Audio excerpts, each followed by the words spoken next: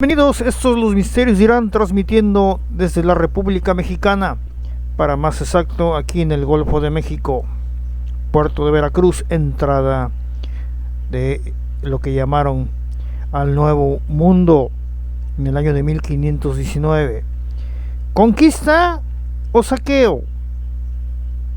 Me sigo quedando con lo último. Bien, señores, es día 1 de octubre del 2020, un año que jamás se va a olvidar. 2 meses más y se va el 2020. Y casi nos aventamos un año lleno en una normalidad extraña, como nunca antes, al menos lo había visto en toda mi vida, y creo que mucha gente también ha tenido esa percepción. Natural o artificial, está aquí. Ocurrió, hizo facto. Miles de muertos alrededor del mundo. Miles. Tan solo en Estados Unidos, la cantidad de muertos suma las 5 guerras que ha tenido Estados Unidos. Primera, Segunda Guerra Mundial, Guerra de Vietnam, Afganistán e Irak. Y muchos dicen que esto no existe. Mucha gente anda como si nada en la calle ya. Y yo les digo, les advierto, en Europa, en España, ya hay incluso rebrotes, y la gente que sale en ciertas horas los están multando. Independientemente de lo que esté ocurriendo, esto está aquí y no es de juego. Sea lo que sea, es algo que tiene posibilidad de que te pueda matar. Esa es la verdad. Los que han caído alrededor del planeta Tierra, pues no han fingido su muerte, ¿eh? No es una ficción esto que está ocurriendo, no. El modo operandi de lo que ocurre, que no hay necropsias y todo eso, bueno, esa es otra situación. Debería de haber necropsias, pero si no hay necropsias, entonces no hay un dictamen médico legal que diga murió de tal cosa. Es extraño también eso, porque los pasan por muertos por COVID. Punto. Legaloide, ¿no? La muerte, pues sí. Pero está ocurriendo, ¿eh? Eso no le quita que eso está ocurriendo y que puede haber un rebrote, como ya en Canadá lo está ocurriendo, como ya en España y en otros países. Así que, señores, aunado a que en el norte del continente americano y también acá en Europa, allá en Europa, se viene el invierno frío. Se viene el H1N1. Súmele usted el bicho este, se va a poner la cosa de la fregada. Así es que despierte, y mientras son peras o manzanas, usted no se quede cruzado de brazos esperando a que se inflamen sus órganos. Hay medios naturales también. Hay que elevar el pH también, limón, cebolla, ajo. Hay elementos naturales que ayudan al organismo y han estado ahí por miles de años. Es que no se quede cruzado de brazos, como dicen algunos gobiernos. Quédate en casa. No, es quédate en casa cruzado de brazos, pero ni tan siquiera se dice nada. Por eso la gente se empieza a inflamar. Obviamente tienes que tomarte algo, un antigripal, algo, limón, ajo, concentrados de limón. Hay alternativas. Nadie en una guerra te puede decir quédate cruzado de brazos a que llegue tu enemigo y te mate. No.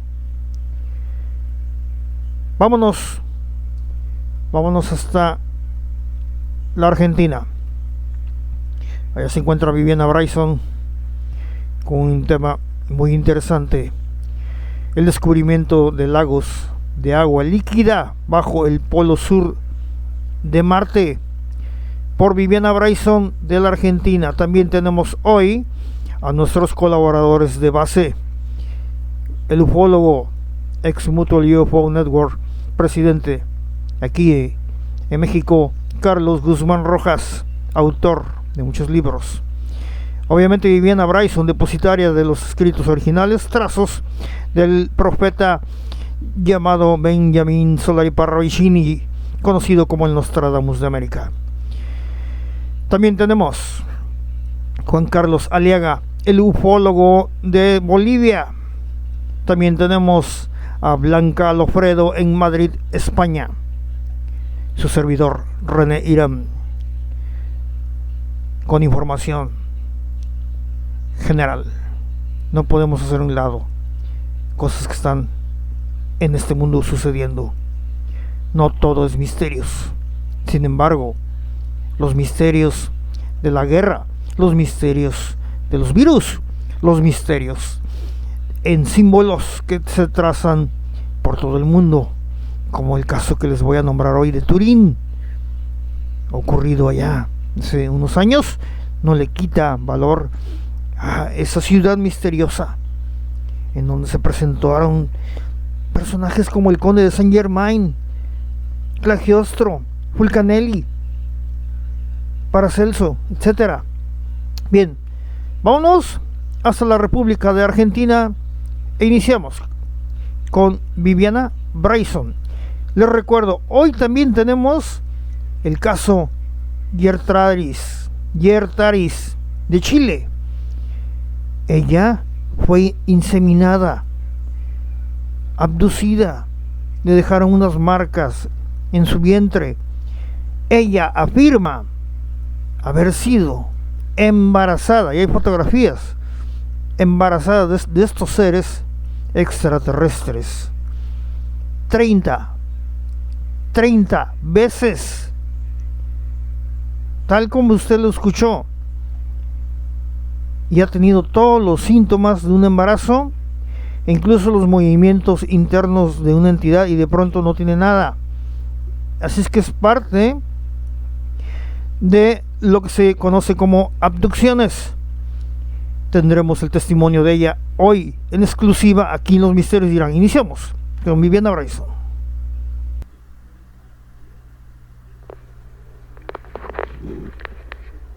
Buenas noches. Hoy le compartiremos un tema de último momento relacionado a la ciencia. Descubren todo un sistema de lagos de agua líquida bajo el polo sur de Marte. Identificadas 3 nuevas reservas de varios kilómetros de extensión que pueden ser extremadamente salinas. Un equipo de astrónomos italianos descubrió hace 2 años un gran lago de agua líquida de 20 kilómetros de diámetro oculto bajo la superficie helada del polo sur de Marte. El hallazgo fue posible gracias a las imágenes del orbitador europeo Mars Express. Ahora, una nueva revisión de los datos de la nave ha confirmado la naturaleza líquida del lago y ha encontrado que no es el único. A su alrededor hay al menos otros 3 parches húmedos más pequeños y de gran salinidad. Ese hábitat, dicen los responsables de la investigación de la revista Nature Astronomy, podrían recordar a las reservas subglaciales de la Antártida, donde sobreviven organismos sencillos adaptados a las condiciones extremas. Hace millones de años, mares y ríos daban forma al paisaje de Marte, pero la atmósfera del planeta adelgazó y se enfrió, de tal forma que en la actualidad el paisaje marciano no es más que un infierno árido de cuya superficie el agua líquida está condensada a evaporarse. Como mucho, se mantiene en forma de hielo en los casquetes polares o en depósitos subterráneos. El equipo de Roberto Orosei del Instituto Nacional de Astrofísica de Bolonia sorprendió a la comunidad científica en el 2018 al anunciar la existencia de un gran lago a 1,5 kilómetros bajo Ultime Scopuli en el polo sur marino, en el suelo del piso marciano. Era la primera vez que se observaba un cuerpo estable de agua líquida en el planeta rojo, por lo que anunció que fue recibido con gran expectación, pero también se originó un profundo debate. Puede que este nuevo estudio está dirigido por una científica de la Universidad de Roma, ponga punto final a la discusión. El equipo empleó el mismo instrumento, el Mars Advanced Radar, para ponerlo a bordo del Mars Express para revisar una amplia área de 250 por 300 kilómetros cuadrados alrededor del cuerpo líquido ya conocido. Este instrumento envía pulsos de radar que penetran en el terreno y los bloques de hielo para después medir el tiempo que tardan en reflejarse en la nave espacial y con qué fuerza. Espero lo hayan encontrado interesante. Ha sido todo por hoy. Soy Viviana Bryson, desde Buenos Aires, Argentina. Muchas gracias, Viviana Bryson. Bueno, cosas están ocurriendo, pero algo interesante, les quiero hablar sobre Turín. En Italia es una ciudad mágica y oculta, capital de las magias blanca y negra. La capital del Piamonte es un poderoso imán para los amantes del siniestro. Mire, fue allá en el año de octubre, en el año 88, que Turín atrajo la atención. Y esto tiene les cito esta fecha porque trata de un evento único en su estilo. Se celebró ahí algo que pocas veces ocurre, pero como Turín tiene ahí una plaza pública también, en donde se ve un ángel que representa es un ángel luciferiano, o el mismo Lucifer, conocido como la Piazza Statuto, inaugurado en el año 27 de octubre de 1879. Entonces, aquí ocurrió algo distinto, una reunión distinta en el mundo. Medios informativos de todo el mundo pues voltearon a Turín a la celebración de un congreso dedicado a Satanás, con el lema Diabolos, Diálogos, Daimon. El evento contó con la participación de un centenar de especialistas, en su mayoría catedráticos, que entre los días 17 y 21 diseccionaron la figura del príncipe de las tinieblas.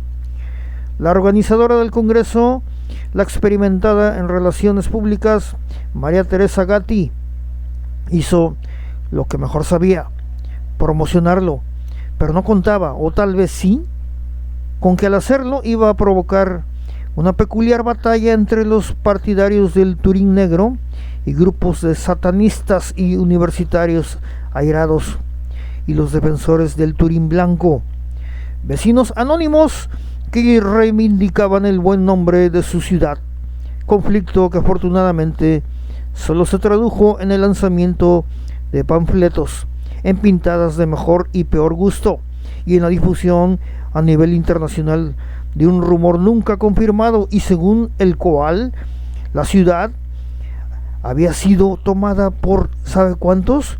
40,000 satanistas.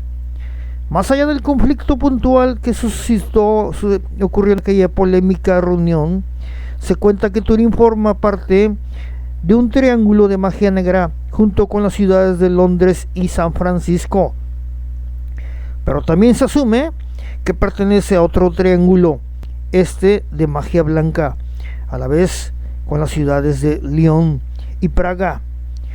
El origen de ambos postulados resulta incierto, pero es probable que responda a una tradición velada que vincula la historia de la ciudad con dos corrientes telúricas opuestas y materializadas en los ríos que la atraviesan, que es el Po, que significa o viene siendo lo masculino, y el Dora, principio femenino.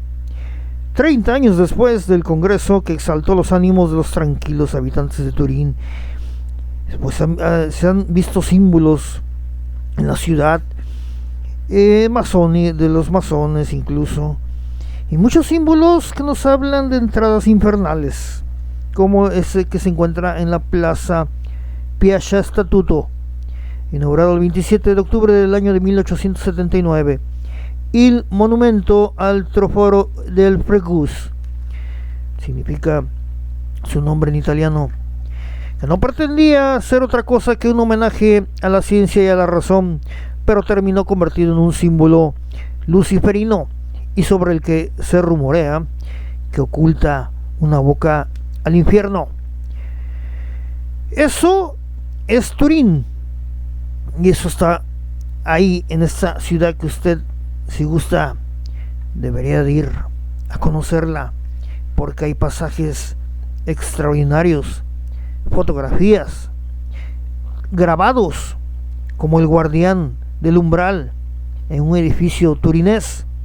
También la puerta del diablo, una puerta labrada, lo que se puede ver a un ser pues con cuernos, de aspecto diabólico y muy medieval.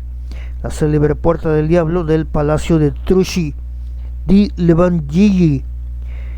Bueno, y aparte símbolos de la masonería. Una de las muchas representaciones también es el hombre verde, que pueden verse en los edificios civiles de Turín, en el Turín histórico.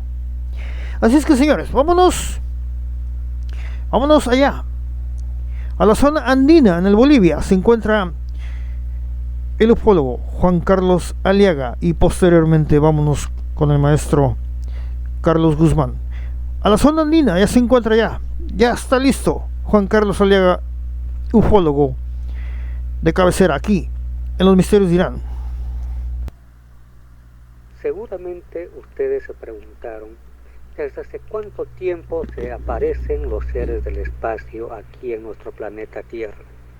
Obviamente podemos hablar de cavernas donde hay pinturas rupestres en los cuales están plasmados en esas obras de arte que vienen a ser de nuestros predecesores, los seres llamados primitivos cavernarios.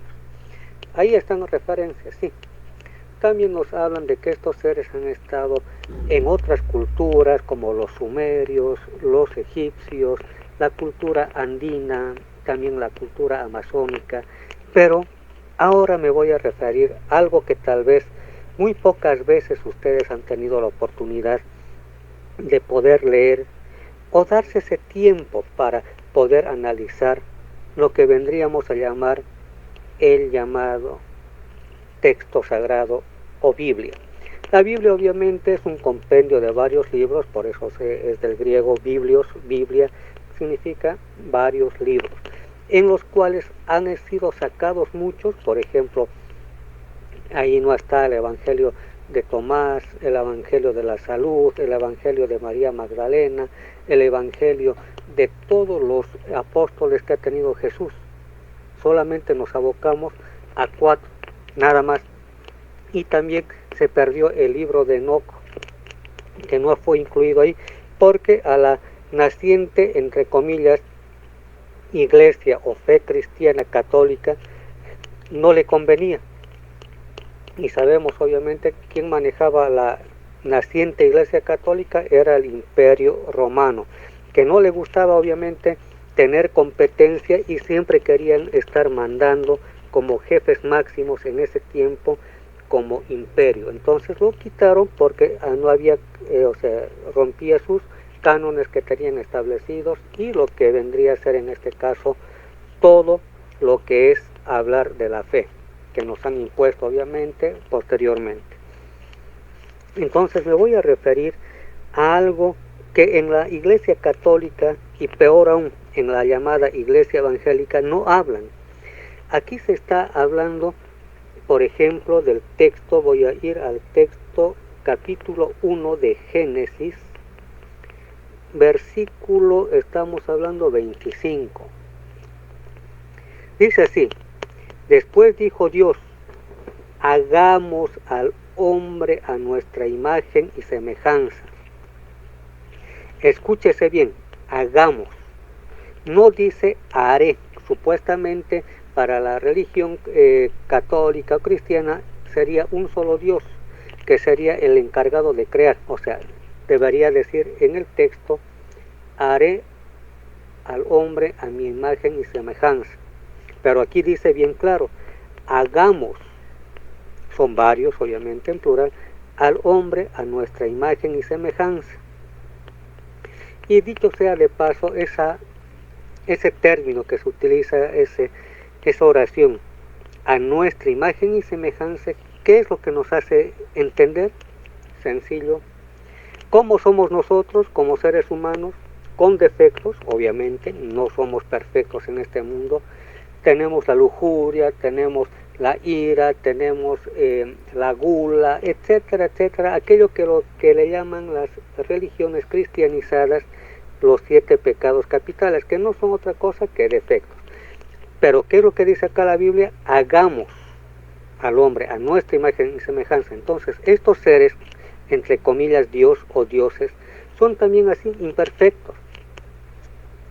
Óigase bien, son imperfectos. O sea, aquí no pueden decir que no es verdad porque no les conviene, etcétera, etcétera. Pero hay otro texto bíblico también, estamos en el Génesis capítulo 4, versículo 16, ya es otro, estamos hablando ya de otra parte de la Biblia, y muchas personas seguramente han preguntado, en el pasado existían Adán y Eva, y obviamente Caín y Abel, que eran varones, o sea, los hermanos, Caín mató a Abel, ¿y de dónde ha aparecido supuestamente la población? Teóricamente se dice que tiene que haber una presencia de una mujer para aquello, ¿no? O sea, no tuvo relaciones sexuales Caín con la madre, y obvio, si hubiera habido algo así, hubiera habido defectos, porque todos totalmente mal, con tumores y todo aquello, o sea, todo un desastre. Pero ¿qué dice? Ahí hay una aclaración bien grande. Alejóse Caín de la presencia de Dios y habitó en el país de Nod, al oriente del Edén. Caín conoció a su mujer, quien concibió y parió a Enoc.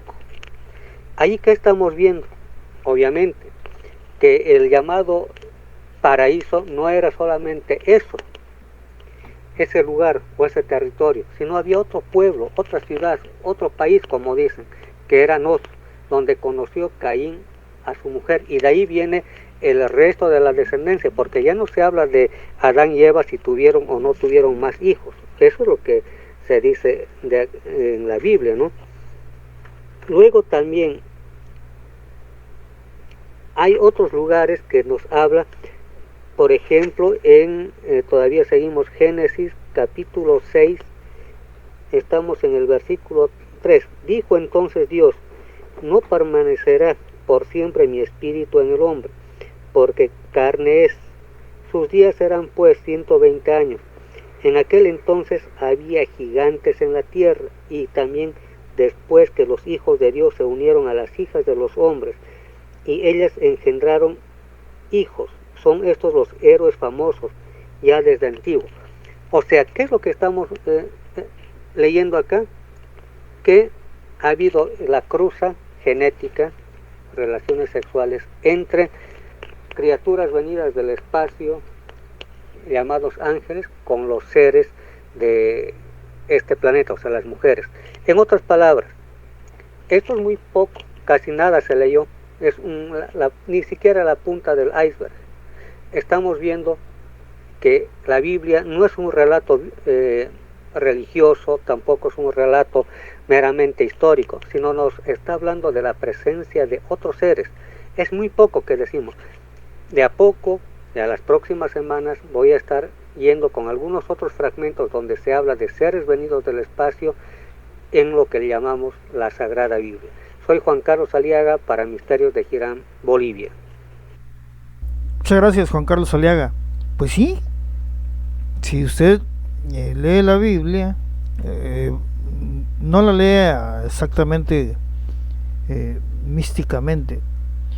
Si usted lee pasajes ufológicos, y si nosotros somos verdaderos investigadores en la ufología, los fenómenos que están ahí, e incluso los de las descripciones, como que está diciendo aquí Aliaga, hagamos al hombre imagen y semejanza, quiere decir que eran varios.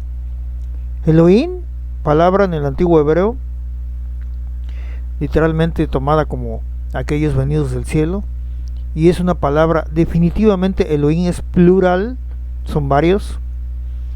Eloa es singular. Así es que, hablando, diciéndole pan al pan y el vino vino, lo que ocurrió en el pasado es que una avanzada extraterrestre vino a la Tierra y fue observado. Incluso hay un pasaje en el Génesis donde Abraham, capítulo 8, ahí del 1 al 17, usted puede encontrar cómo Abraham observa tres varones. Uno era mi Señor, dos eran ángeles. Ángel o ángeles en griego significa mensajero.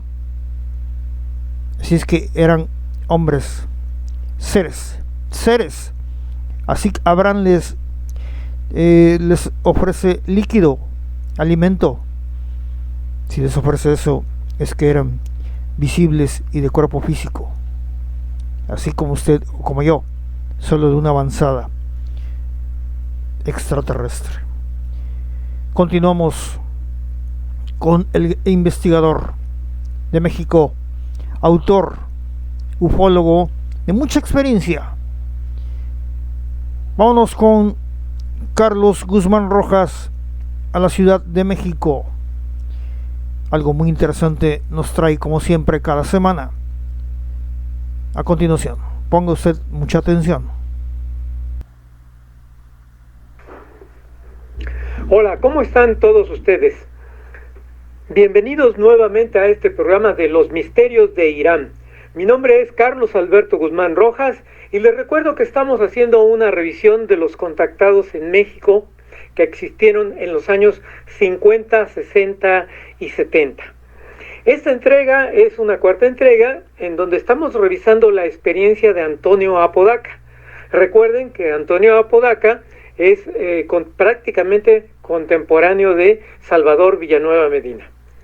En la entrega anterior nos habíamos quedado que él había ido dentro de la nave de estos seres que lo invitaron, y una vez que llegó al planeta o al lugar donde lo llevaron, él sigue describiendo que al bajar la nave a donde ellos habían aterrizado, le parecieron que había muchos pequeños árboles.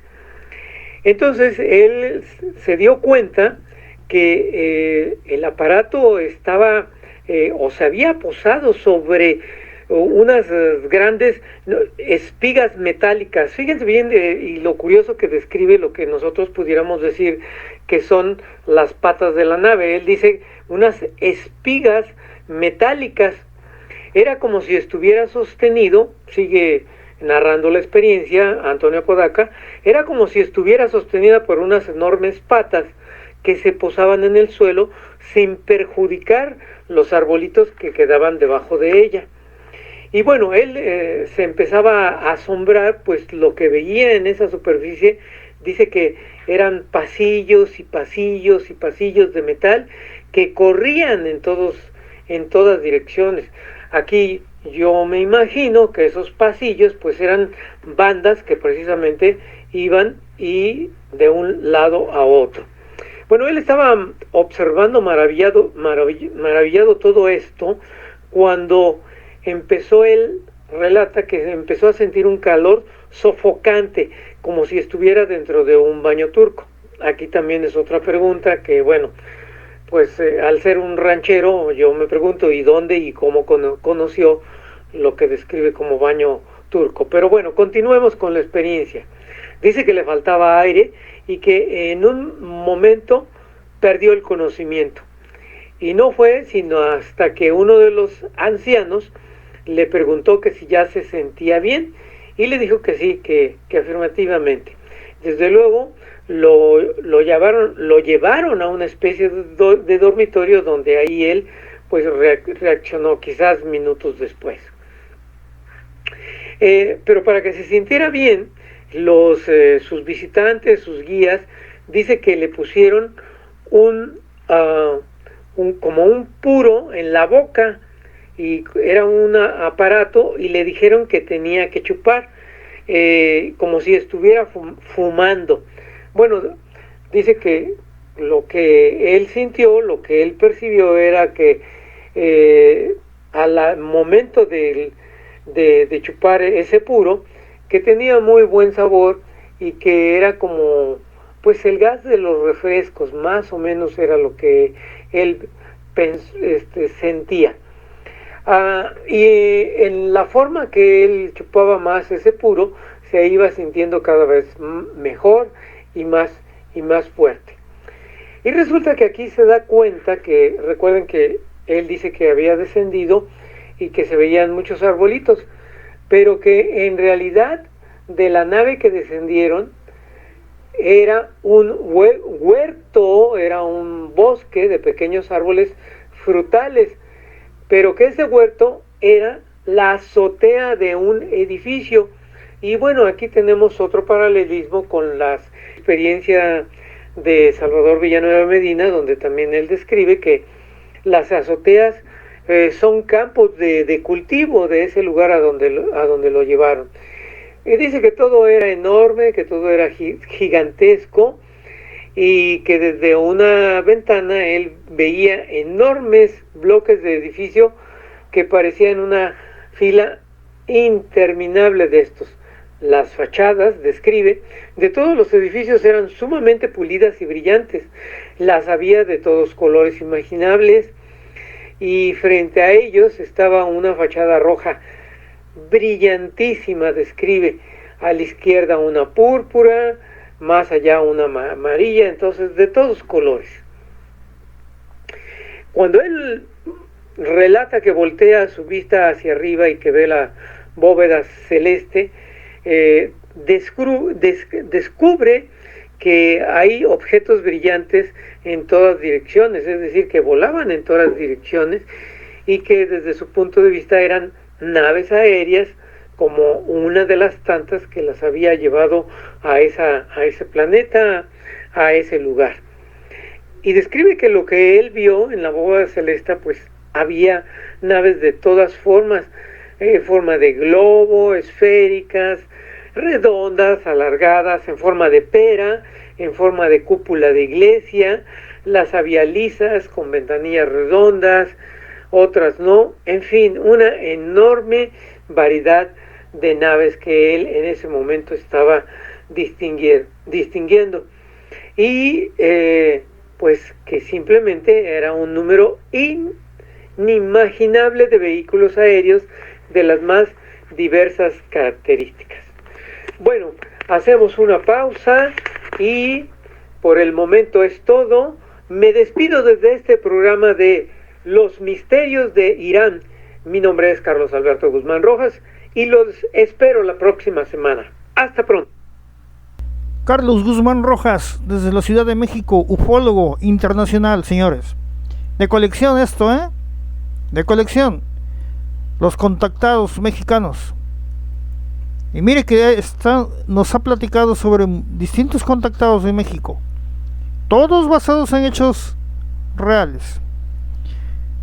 Es una investigación de fondo. Hay que recordar que él fue el presidente aquí, representante en todo México de la MUFON, Mutual UFO Network, la red más grande de investigación ovni, más seria y objetiva que se encuentra.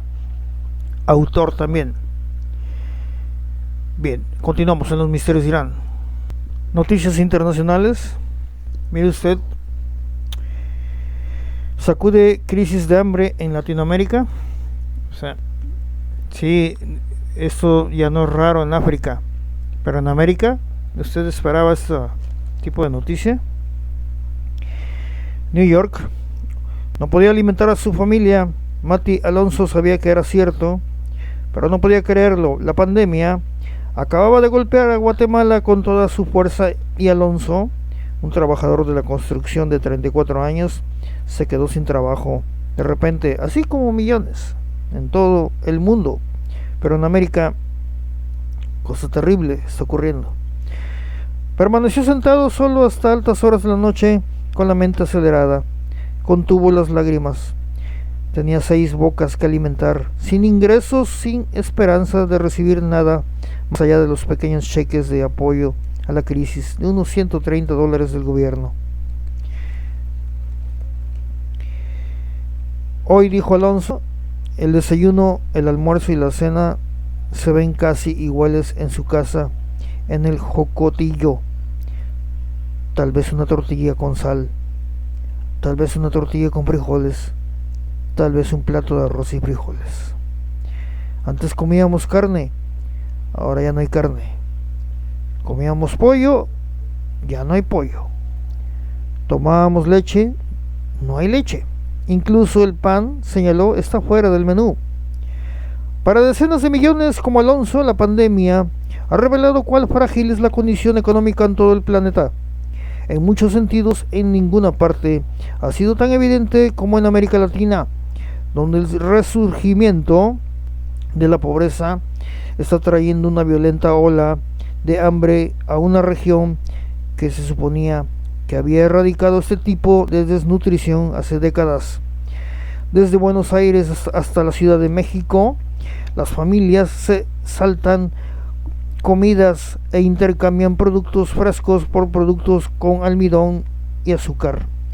Incluso en Chile, una historia de éxito entre los países en desarrollo, algunos vecindarios están recurriendo a cocinas comunitarias en un retroceso de la década de 1980, durante la era de la dictadura. América Latina se destaca porque la mayoría de los gobiernos de la región no tienen el poder financiero para entregar enormes cantidades de ayuda que se han observado en lugares como en Estados Unidos y Europa. Luego están los millones de trabajadores que se ganan el sustento en la economía informal, vendiendo pues mangos en carros callejeros o limpiando casas por dinero en efectivo. Esos trabajadores a menudo están excluidos de los programas de asistencia.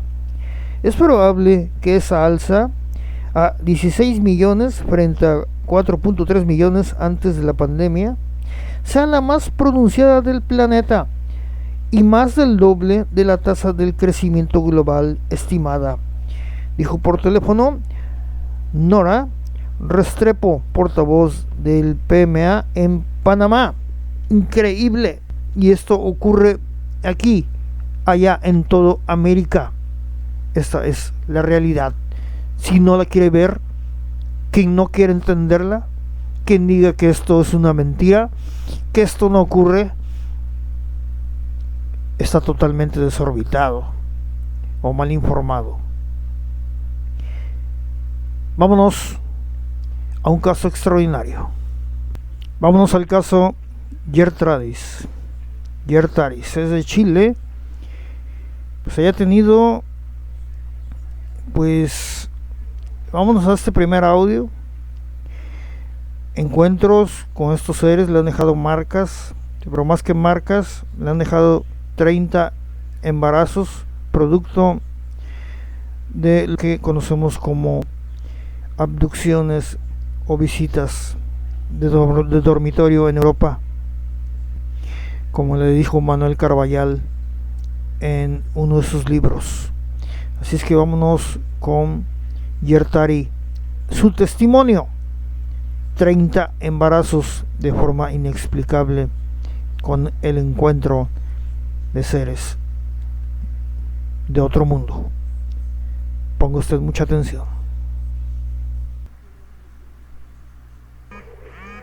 Bueno, me presento, mi nombre es Yertaris y vivo en Chile. Cuento mi experiencia, cómo empezó.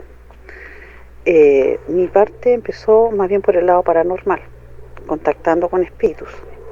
Ya espíritus que yo no busqué contactar, sino que ellos contactaban conmigo. Estuve ayudando a espíritus de fallecidos. En el tiempo empezaron a hablarme otras entidades, y entre esas entidades obviamente me hablaban seres malos y también me hablaban seres buenos. En una ocasión que estaba hablando con uno de estos seres buenos, lo sentí porque canalizo su energía, me dijo que él era un ángel. Ya después que estuve hablando ya harto tiempo con los ángeles, supe a través de ellos mismos que ellos son seres extraterrestres multidimensionales. Ya son representantes de distintas razas. Estos seres de estas razas están haciendo un plan que se llama Renacer, ya que trabajan para el Eterno. Siguen las órdenes del Eterno, que es para que crezca la luz en el universo, para que se expanda y crezca más. Entonces, en ese plan, es un plan que se llama el Plan Edén, el Renacer. Y hay varias razas que trabajan en este plan. El plan es crear almas nuevas, bebés. Ya, por eso que, bueno, yo y muchas más han sido seleccionadas por ellos, por nuestros genes. Ya, genes que ellos estudian desde nuestras como generaciones anteriores, y ven dentro de todos los genes, en el caso de acá, de la humanidad, acá en la Tierra, los que estén menos contaminados, ¿ya? Y esos son los que ellos han como quien dice, han manipulado, por ejemplo, nuestros abuelos, tatarabuelos, y hasta llegar a los que nos llevan, a las que nos llevan. Y he tenido embarazos, ya, embarazos de bebés que después se los llevan. He tenido varios, he tenido unos 30 embarazos más o menos, ya como que perdí la cuenta, al principio los contaba, ya después no. Embarazos que tienen los mismos síntomas que un embarazo normal, o sea, con náuseas, los mareos, me crece el vientre, siento dolores, o sea, molestias en los pechos, todo igual, tal cual como un embarazo normal. Incluso hasta nuestra regla, nuestro ciclo, ellos lo manipulan para eso. Pero no es para nada malo. Igual hay otras razas también que también se llevan a otras mujeres para... Bueno, cada raza tiene su nave Edén y tiene su método como para abducir a mujeres, ¿ya? No a todas las abducen físicamente, que viene una nave y se los llevan. Ellos lo hacen de otra manera. En el caso de los que me llevan a mí de manera como astral, donde cuando estoy en la nave, estoy con otra persona que ellos eligieron, entonces pasan cosas arriba y después quedo embarazada acá. Mis primeros 2 embarazos que tuve fueron en el año 2014, ya fueron gemelos. Una niña primero y después tuvo el niño. No podían estar los dos juntos en el vientre en ese momento. Ya era porque la energía era muy fuerte. Entonces, como mi vientre está en un cuerpo humano, entonces tenía que estar una y después estaba él. Lo que hacen ellos es hacer un útero artificial, que ellos le llaman estructura, que la colocan dentro de mi útero. Ya, en el caso personal mío, ya, que es lo mismo que le pasa ahora, pero lo voy a explicar como personal. Entonces, los bebés están ahí y ellos los sacan y después los vuelven a colocar y los sacan y después se siguen gestando arriba, en esa nave que le digo yo que se llama nave Edén, donde están todos los bebés. Se siguen gestando en úteros artificiales, ¿ya? Y ellos están, bueno, la idea es seguir creando bebés. ¿Ya? ¿Qué pasa? Hay razas que han tenido problemas en su raza, ya sea que se haya extinguido de cierta forma, y ellos también quieren recuperar su raza, entonces por lo mismo usan el vientre humano. ¿Por qué se usan el vientre humano? Porque el vientre humano es un vientre que está adaptado para poder albergar cualquier ser. Es como el más perfecto, por decirlo así. Entonces es ahí que usan a las mujeres humanas que ellos eligieron para poder seguir con este plan. Ya, bueno, yo hace un tiempo yo ya no he gestado bebés por ahora. A todo esto, cuando ellos hacen eso, no hacen una limpieza. Ellos nos llevan y después que estuvo el bebé, limpian todo y lo dejan como estaba antes, porque igual se preocupan también de que nosotros estemos bien. Y después viene otro bebé y pasa así sucesivamente. ¿Qué más puedo explicar acá? Bueno, tengo no evidencias médicas porque nunca quise ir al médico. ¿Por qué no quise ir al médico? La pregunta. La respuesta es muy clara. ¿Qué pasa si iba al médico? Voy al médico, me hacen un test, ya, supongamos me pueda salir positivo, y obviamente ya el hecho de estar como registrado un embarazo, uno tiene que ir a los controles. ¿Y qué va a pasar si después no hay bebé? ¿Qué van a pensar? ¿Que uno se abortó o hizo algo así? Pues entonces yo por eso no quise ir al médico. Porque aparte que yo sabía, ellos ya me habían dicho que los bebés se los iban a llevar. Entonces, más que nada por eso no lo hice. Igual yo les pregunté a ellos que qué pasaba si yo iba y me hacían una ecografía o algo así. Ellos me dijeron que no lo verían porque ellos lo ocultaban. Ellos ocultan a los bebés. Si hacen un examen para escuchar, tampoco lo iban a escuchar porque ellos todo hacen para que no los vean.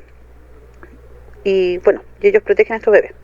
Hay otros seres también que, digamos, son los seres oscuros, que no están de acuerdo con esto y ellos hacen todo lo posible por tratar de destruir a estos bebés.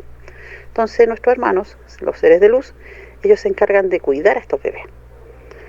Ya, entonces también estos bebés corren peligro en el sentido de que otras entidades malas las quieren destruir porque no quieren que crezca la luz. Ya, porque el plan, como les digo, es para que crezca la luz en el universo, para que se expandan. Son almas nuevas para después encarnar en cuerpos, en distintas razas. Ya, bueno, en este caso, razas de acá. Son humanos que van a estar después, la próxima generación de humanos que vaya a habitar la Tierra más adelante. No sé cuándo, porque ellos no me dan tiempo, pero sí sé que todo esto es cíclico. Bueno, y eso sería como un súper resumen en general de mi experiencia. Y bueno, lo que le explicaba que, claro, no tengo evidencias médicas, pero tengo fotografías de cómo me creció mi vientre. La primera vez que se llevaron a mi bebé, yo obviamente la extrañaba, la echaba de menos. Y ellos me dijeron que estuviera tranquila, me dijeron que mirara el cielo, y yo miré el cielo esa vez, y veo las nubes, y como que algo me dijo, sácale una foto, y saqué la foto, y en la foto aparece la bebé. Se ve muy claramente, ellos me la mostraron ahí, se ve de perfil, se le ve su nariz, su cara, se ve sentada en las nubes. Fue como el recuerdo como más bonito que tengo de ella. Bueno, eso es mi testimonio, como les digo, resumidamente. Bueno, pues esto yo lo he venido escuchando de las abducciones, de esta extracción, ablación de un bebé, de estos seres que le llaman seres del medio, porque muchas veces, o la mayoría de veces, no nacen en la Tierra, sino nacen en naves. estudios que han sido realizados por Bob Hopkins a personas que han tenido este tipo de encuentros. Son muchísimas. Él en Nueva York hizo incluso una fundación y él revela la cuestión del missing time. Y bueno, se reunieron ahí otros de grandes como David Jacobs, John Mack, que muere atropellado después de una conferencia sobre abducciones en Nueva York. De una forma extraña muere atropellado. Hay que recordar que uno de ellos, creo que sí fue Mack, era de Harvard. Imagínense usted un médico de Harvard hablando de abducciones. Todo esto también estudiado por grandes ufólogos ya desde los años 80, principios de los 90, ha venido ocurriendo. La simbología que le dé cada persona que es sometida por estas entidades, porque ellos son los que dicen dónde, cuándo, cómo, y si lo vas a ver o no lo vas a ver, a esta criatura, a este ser que te inseminaron y utilizaron tu cuerpo y extrajeron. Nosotros le seguimos la huella aquí a una mujer, pero no se nos permitió. Salió embarazada después de haber tenido un encuentro con una luz en pleno campo. Estuvimos ahí en el pueblo, pero su familia, al ver cámaras, ya no nos permitieron entrevistarla. Esto está ocurriendo. Si le parece fantasía, vaya usted a libros sobre abducciones e investigue usted, incluso vaya a la red, así de fácil, pero vaya con los buenos, con gente seria, con John Mack, con Bob Hopkins, Leo Sprinkle, en fin, todo eso está ocurriendo. Muchas gracias, Gerd Traris, por darnos esta primer parte de tu testimonio allá en la República de Chile. 30 veces embarazada por estas entidades que poco le permitieron o nada observar lo que le extraían de su vientre. Embarazos, como se puede ver en las fotografías, que fueron muchos. Exactamente, como para que iba al médico y luego, imagínese usted, incluso le lleguen a, pues, incriminar, ¿no? De que llega, abortó. O sea, imagínense 30 embarazos y luego no encuentran nada. No, pues no. Y eso está ocurriendo, Eso está ocurriendo a nivel mundial. Si usted no lo cree, investigue, fácil. Yo lo he investigado, pero en investigación de campo también. Ahora, hay libros también cheque usted, Missing Time, uno de ellos. Cheque usted también. Tenemos el caso de Whale Striver. Hay mucho. Muchas gracias. Esto extraordinario desde Chile. Gerd Traris, gracias. Continuamos aquí en Los Misterios de Irán. Vámonos con Blanca Lofredo hasta Europa. En Madrid, España, se encuentra nuestra corresponsal en España, la única Blanca Lofredo. Caminos y Misterios. Hola, muy buenas tardes, les saluda Blanca Lofredo, Caminos y Misterios. Nuevamente nos introducimos en los misterios de Irán para continuar con ese viaje en esa nave del tiempo que es el Real Monasterio del Escorial. Y bueno, nos vamos a conocer otra sección del Real Monasterio del Escorial, que son las salas capitulares. Pero sin antes saludar a ese público maravilloso que nos sigue semana a semana en los misterios de Irán y por todas las redes sociales. A ti, René, un gran abrazo, un gran saludo, y a ustedes, colaboradores, que hacen grande y maravilloso este programa. Las salas capitulares eran nada más y nada menos que donde los monjes celebraban sus capítulos. Los capítulos eran una especie de ritual, una especie de confesiones mutuas que realizaban los monjes para continuar, hacer una continuidad de la pureza de su congregación. A día de hoy las salas capitulares están destinadas a tener colgadas pinturas de grandes autores como de la talla de Velázquez. Velázquez, ¿por qué Velázquez? Porque Velázquez ha sido una pieza clave en la decoración de estas salas capitulares, porque fue quien colaboró para la decoración de estas salas capitulares. Es así que aquí nos encontramos con obras como El martirio de San Sebastián de Van Dyck, que fue recuperada después de haber sido sustraída durante la época napoleónica. Fue recuperada en 2009 para ser colgada en las paredes de las salas capitulares y declarada Patrimonio Nacional. Estas salas capitulares también contemplan una exquisita pianoteca que está formada de las obras de la escuela alemana, flamenca, veneciana, italiana, española, que datan desde los siglos XV hasta el siglo XVII. Incluye también diversas obras de algunos pintores predilectos de Felipe II, como lo son El Bosco, Pieter Cucchi, Michel Coxi y otros maestros como Federico Barocci, Paolo Veronese, Luca Giordano, Francesco Guercino, José de Rivera, Zurbarán, Alonso Cano y muchos más autores.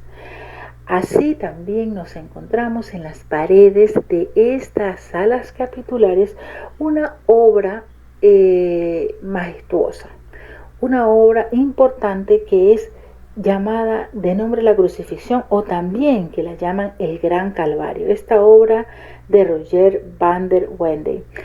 Con todo y esto, Caminos y Misterios se devuelve a Madrid. Un gran saludo, muchísimas gracias por seguirnos y hasta la próxima semana.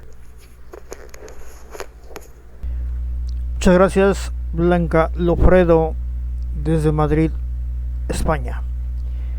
Estos los misterios dirán, señores, en este cosmos, en esta inmensidad. Lo raro sería que estuviéramos solos, o lo raro sería que hubiera vida allá afuera.